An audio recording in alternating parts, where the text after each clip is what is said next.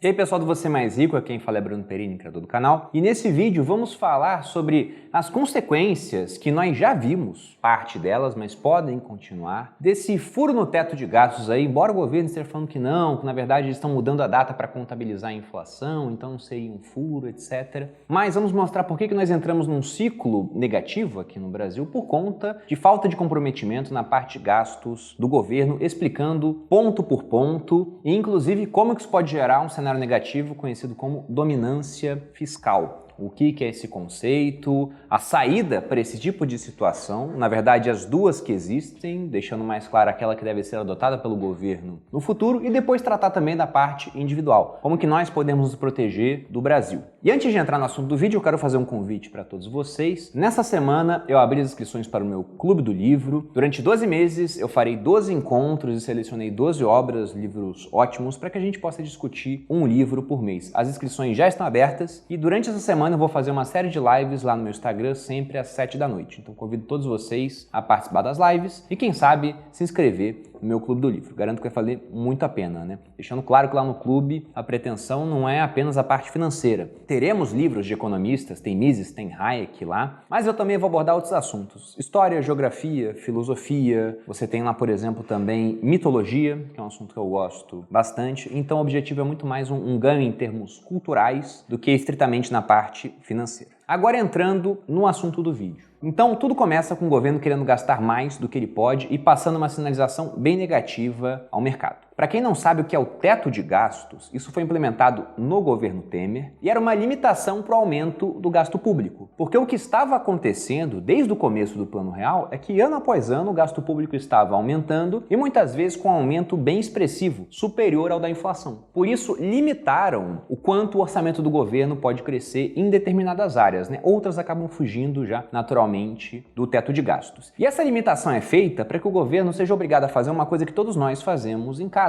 Como nós temos um orçamento limitado, se você quer gastar mais na área A, você tem que gastar menos na área B, na área C, da área D. Você não consegue criar dinheiro do nada, simplesmente você tem que se adequar àquilo que você ganha. E se não conseguir fazer isso, você entra numa situação de endividamento, pede recursos emprestados, por exemplo. E aí quando o governo decide gastar mais no Auxílio Brasil, cerca de 30 bilhões, o mercado olha para aquilo, fica assustado, mostra uma falta de comprometimento com essa promessa de fazer o Brasil novamente, né, parar de gastar mais do que ele ganha, situação que começou lá em 2014 e dura até hoje, com uma previsão de se encerrar somente ali em torno de 2027, previsão essa passada inclusive por um órgão que faz parte do próprio governo, o Instituto Fiscal Independente, que trabalha com o Senado. Então a situação atual é que nós já gastamos mais do que arrecadamos e agora devemos gastar ainda mais. Quando os investidores, tanto nacionais quanto internacionais, olham para esse tipo de medida e, sobretudo, vendo quando ele está sendo tomada, né, no calendário muito próximo aí de um próximo pleito eleitoral presidencial, então o que parece é que é uma medida populista e, de fato, pode acabar influenciando na questão da eleição, logicamente, de um país que não poderia estar fazendo esse tipo de coisa, gastar mais ainda do que já arrecada. Então, logicamente, o investidor olha para aquilo, passa a confiar menos no Brasil, exigir maiores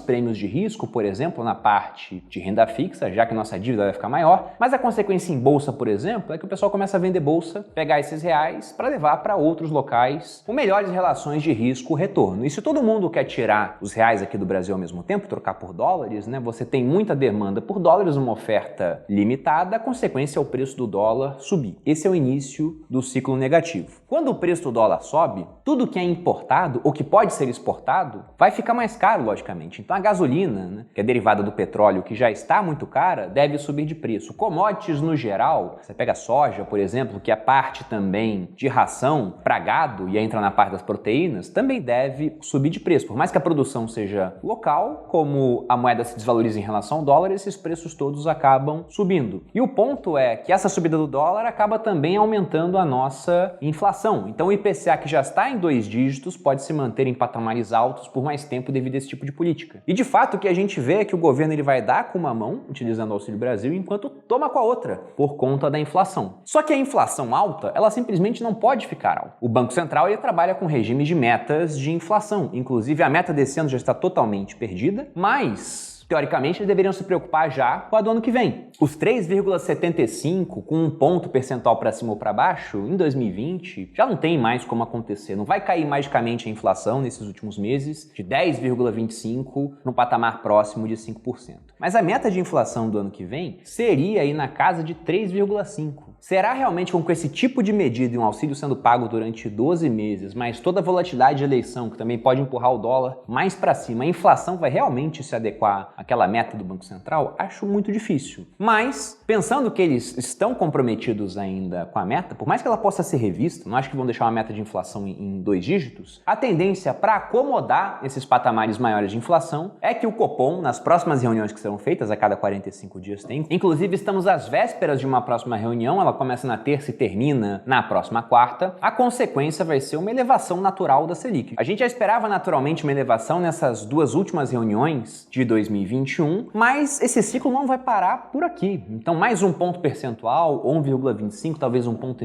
na próxima reunião, na outra, provavelmente não vão ser capazes de acomodar esse patamar mais alto de inflação, não pensando em conjuntura global atualmente e também conjuntura nacional. Então possivelmente, ainda mais se o governo continuar com esse tipo de medida, nós teremos que ter juros mais altos por conta de uma inflação mais alta. E esses juros são uma resposta à parte inflacionária porque encarecem o custo do crédito, então é menos dinheiro circulando, nesse caso crédito, na economia. Tem gente também que ao invés de contratar, de aumentar a empresa, resolve simplesmente investir esse dinheiro emprestando para o governo, então isso dá uma freada na atividade econômica, o que no geral não é bom para o país. Então quanto maiores as taxas de juros tiverem que ser, pior de forma geral para os brasileiros no final das contas. Mas o ponto é que além dessa questão dos juros subirem e frear a atividade econômica, nós temos que lembrar que já temos uma dívida pública muito grande. Se for pegar a média dos países emergentes, classe na qual o Brasil se enquadra, eles devem em torno de 60% do PIB. O Brasil está na casa dos 90% do PIB, o que significa que para cada R$1 de riqueza gerada no Brasil existem 90 centavos de dívida. Ou seja, sobram só 10 se a gente for pensar dessa maneira, né? E com uma tendência a aumentar. Afinal de contas, temos uma arrecadação, gastamos mais do que arrecadado, já ficamos em situação de déficit, com isso somos obrigados a fazer mais dívida e essa dívida vai estar crescendo a juros cada vez maiores, o que é um ponto tremendamente negativo e entra agora na parte do ciclo, né? Porque isso não se encerra nesse ponto. Nós podemos entrar numa situação conhecida como dominância fiscal, porque veja, essa subida do dólar, que provoca uma subida da inflação, que provoca uma subida dos juros, não tem tanto problema enquanto a dívida pública é baixa. Mas agora que nossa dívida pública para um país emergente, porque tem países que devem mais de 100% do PIB, os Estados Unidos, o Japão, a Itália, mas para um país emergente isso é um patamar muito alto. Nesse patamar muito alto, o que acontece é que essa dívida já grande, crescendo a juros maiores, gera desconfiança dos investidores. Eles olham para isso e veem, caramba, o Brasil está ficando numa situação muito ruim e essa taxa alta aqui, por mais alta que seja, não compensa o risco e eles começam a retirar mais recursos do país. E aí nós entramos naquele ciclo. Você tira recursos, o dólar sobe, se o dólar sobe, a inflação fica mais alta. Se a inflação fica mais alta, você é obrigado a aumentar mais ainda a taxa de juros. Só que a dívida já está muito alta, ela cresce ainda mais e gera mais desconfiança. Essa é a chamada dominância fiscal, que na prática é uma situação onde o Banco Central ele perde a capacidade de fazer política monetária por conta dessa situação de um endividamento muito alto e de um governo gastando muito mais do que ele vem a arrecadar. Isso é horrível, né? Então esse é o ciclo negativo do qual falei no começo do vídeo. E logicamente há soluções para esse tipo de coisa.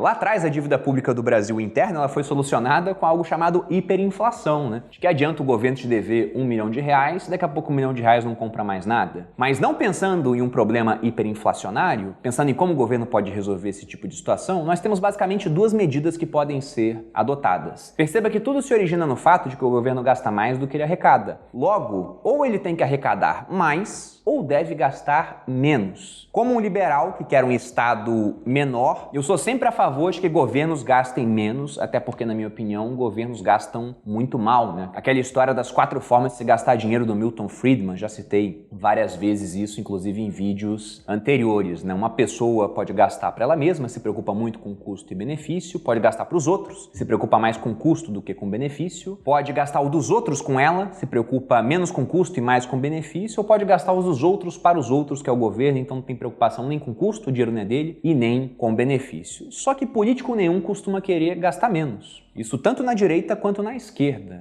O liberal, para mim, é um bicho diferente, que é um Estado mínimo. Na direita você tem cara que é Estado maior também, embora isso seja mais ligado aí, historicamente à esquerda. Mas, em todo caso, os políticos não querem gastar menos. Então a opção que a gente deve ver para resolver esse tipo de problema, ao longo do tempo, é um aumento da arrecadação, mais impostos sendo cobrados, né? E talvez, com o aumento da arrecadação, eles consigam equalizar essa equação temporariamente, porque não interessa o quanto o governo arrecada, o gasto ele costuma crescer também, até uma hora que ele ultrapassa as receitas que o governo tem com a arrecadação. Então esse, infelizmente, é o ciclo que a gente experimenta lá desde o começo do Plano Real. E antes do Plano Real, o ciclo deu errado porque era tanto gasto, tanta produção de dinheiro que acabou a moeda e tiveram que fazer uma reforma ali, porque era a única coisa a ser feita para o Brasil voltar à linha, né? Até hoje eu acho que o Plano Real é quase um milagre em termos econômicos, pensando no que a gente teve anteriormente. E agora que já falamos da situação do país, você tem que pensar, tá, e eu com isso, se o negócio vai ser solucionado com mais imposto, vai sair do meu bolso, e mesmo com mais imposto vai continuar subindo o gasto público, como que eu faço para me proteger de Brasil? Basicamente, ativos em dólar e, se possível, eu sei que depende até de prazo que você quer manter a alocação, mas eu gosto de ter uma parte investida diretamente no exterior, para estar mais distante aqui da jurisdição nacional, vai saber os planos do governo, né? Ele pode vir a tabelar o dólar, como acontece na Argentina, de maneira artificial, e já aconteceu aqui no Brasil em outros episódios, mas ter ativos em dólar. Gosto também de ouro e Bitcoin, porque são coisas que não dependem da economia local. Inclusive, se você pegar o preço do ouro ao longo do tempo aqui no Brasil, pode até comparar com a mínima feita em 2008 na crise e olhar o patamar atual, foi tão bem quanto você investir na mínima no Ibovespa naquele momento. Na verdade, até ganhou por um pouco, né? Sobretudo nessas últimas semanas que o Ibovespa acabou sofrendo um pouco mais. Então esses são os ativos que eu acho que já geram uma proteção para investidor local e acho absolutamente necessário que você tenha esse tipo de coisa na sua carteira, porque o ouro não depende do Brasil e o Bitcoin também. Ele não é tirar dinheiro do país, mas equivale a tirar o país do seu dinheiro, porque vamos supor que o governo decida não apenas esses 30 bilhões a mais do teto de gastos, mas algo como 100, 200, 300, 400 bilhões. E aí? Teremos um problema hiperinflacionário no Brasil, e com isso o Bitcoin só vai subir mais ainda de preço em reais, né? Então, no final das contas, você tem uma certa proteção contra as medidas que o governo vier adotar aqui na economia local. Só que é necessário fazer um contraponto nessa situação, que é o seguinte: tem uma frase do Sêneca, filósofo romano que eu gosto muito, inclusive está no Clube do Livro, que diz que no meio da adversidade é tarde demais para ser cauteloso. Então não adianta você querer comprar dólar quando ele está nas máximas, o Bitcoin quando ele está nas máximas, o ouro não está nas máximas, então seria uma exceção aí para essa regra, né? Mas o ponto que eu quero citar é que você tem que comprar guarda-chuva em dias de sol, fica muito mais barato. Ao invés de só pensar em dolarizar a sua carteira, em colocar ouro ou Bitcoin nos momentos em que o Brasil está muito mal. Se você for comprar nesses momentos, muito provavelmente não vai ser um bom negócio, você deve até marcar um topo temporário nas cotações desses ativos. Então o melhor momento para comprar esse tipo de ativo é quando a gente esquecer que esse negócio aconteceu, quando novamente o pessoal voltar a ficar mais otimista com o Brasil, quando a bolsa estiver se recuperando e esses ativos, por outro lado, estiverem sofrendo quedas, né? Talvez com uma nova proibição em algum país aí para o Bitcoin, ou o pessoal deixando de acreditar em ouro, ou com o dólar também caindo de preço, como já caiu esse ano, né? O dólar se aproximou muito ali da casa dos R$5, 5,09, e quando isso acontece, ao invés do pessoal comprar, geralmente eles pensam, vai cair para 4 de novo, e ninguém faz nada. E só se interessa pelo dólar na hora que o país está explodindo e que ele chega a cotações de quase 5,80. Então a grande lição que fica para o investidor individual é: busque proteção quando ela está mais barata e quando provavelmente ela é menos necessária. E não dependa apenas de Brasil, tá, gente? Porque esse ciclo, para acabar, nós teremos que ter ou menores gastos ou mais impostos. E mais impostos, de qualquer maneira, é terrível. Mas isso é só um término temporário. É muito difícil que a gente veja, de fato, no longo prazo, o Brasil se acertar e crescer mais do que alguns países que, no final, são mais liberais, têm governos menores, né? Tem pesos menores nas costas das pessoas. Esse é o recado do vídeo, espero que tenha gostado. Se você gostou, deixe seu like, se inscreva aqui no canal, me siga nas redes sociais. Um grande abraço e até a próxima.